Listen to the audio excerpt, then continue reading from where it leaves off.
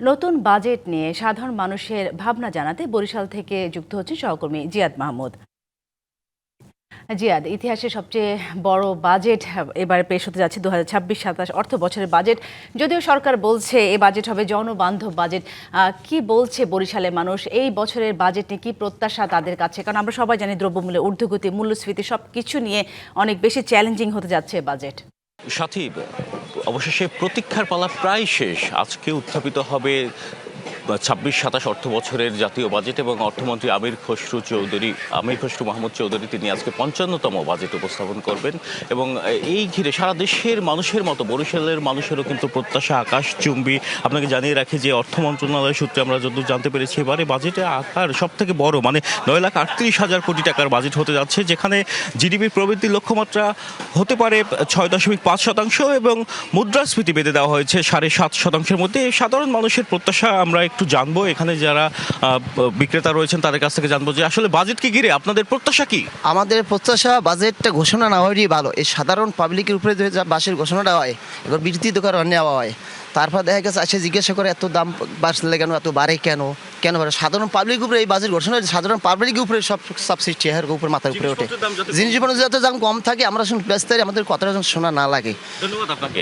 সাধারণ মানুষ আসলে আপনারা জানেন যে দ্রব্যমূল্যের ঊর্ধ্বগতি, সেখানে তাদের জীবনমান, জীবন ব্যয় যে সেই নির্বাহ করতে কিন্তু হাসপাস অবস্থা। সেখানে যদি বাজেটে তাদের জন্য বিশেষ বরাদ্দ রাখা হয়, তারা বলছেন যে জনবান্ধব বাজেট তৈরি করা হয়, তাহলে কিন্তু বেশ সুবিধা হয়। এখানে একজন ক্রেতা রয়েছে, আমি আপনার কাছ থেকে জানবো বাজেটকে ঘিরে আপনার প্রত্যাশা কি।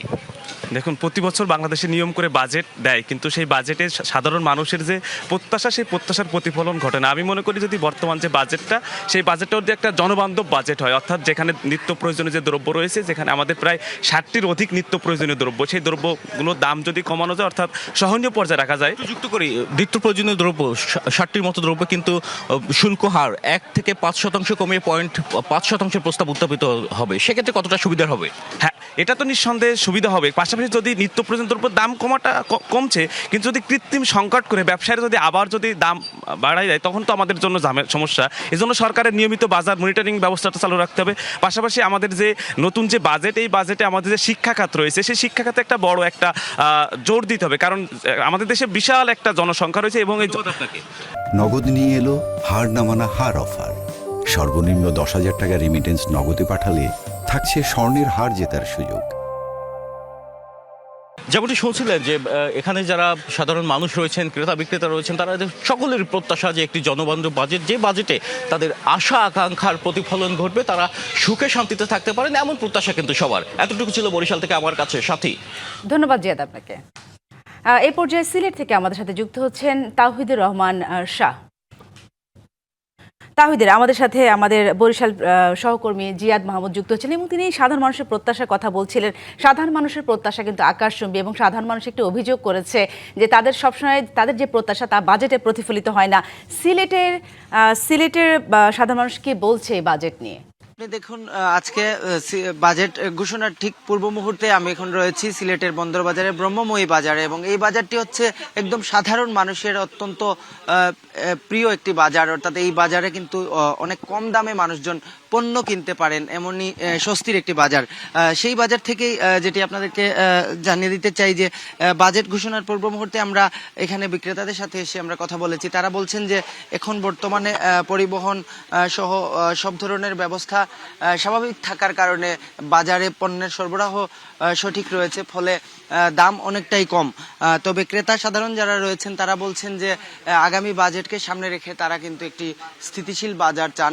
এবং পাশাপাশি আমরা একটু সরাসরি কথা বলতে চাই দু একজন বিক্রেতা যারা রয়েছেন, আমরা একটু জানতে চাই এই বাজেটে বাজার পরিস্থিতি কেমন চাচ্ছেন একজন ব্যবসায়ী হিসেবে যদি বলতেন। তো দাম কম থাকতো, দাম কমলে তো আমরা ব্যবসায়ীরও বলা আর কাস্টমারেরও বলা। নিশ্চয়ই শুনছিলেন, অর্থাৎ দ্রব্যমূল্যের দাম যদি কম থাকে তাহলে ক্রেতাদের যেমন সুবিধা হবে, তেমনি যারা বিক্রেতারা আছেন তারা তাদের স্বস্তির কথা বলছেন। আমরা লক্ষ্য করছি যে এই বাজারটিতে কিন্তু সকাল হওয়ার কারণে এখন ক্রেতা সমাগম ততটা বাড়েনি, এবং যে চিত্রটি আমি দেখছি যে এখানে বিক্রেতারা তারা প্রস্তুতি নিচ্ছেন, অর্থাৎ তাদের পণ্যের যে পসরা সেটি কিন্তু তারা সাজাচ্ছেন।